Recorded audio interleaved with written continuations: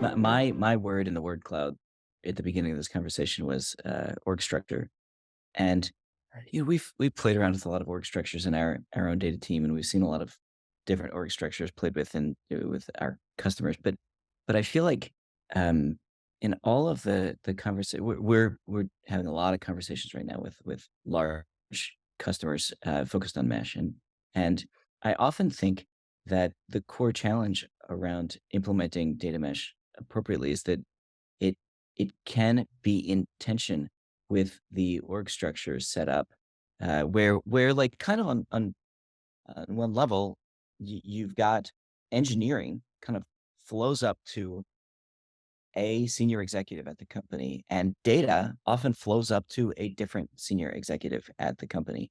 And the best company that I've spoken to in the recent past on this is Ramp, who some folks from Ramp were kind enough to show up on my podcast, and they literally don't have that separation. Like all of their product teams are together. They don't say EPD, engineering product design. They say EPDD, engineering product design data. Um, but as long as you have these like cascade, in a Fortune 500 company, you're talking about like thousands of people separated by this like big wall of like who's their executive, um, and it's very challenging to truly think about this stuff as an integrated way when your org structure kind of pulls it apart, which means that then like if anybody's, and if any of your sales teams are out in the field talking about, how do we do mesh, that they have to be having conversations about org structures and how to get people closer together as opposed to farther apart. Yeah. There's almost a mesh economics element to that, right? Study of incentives.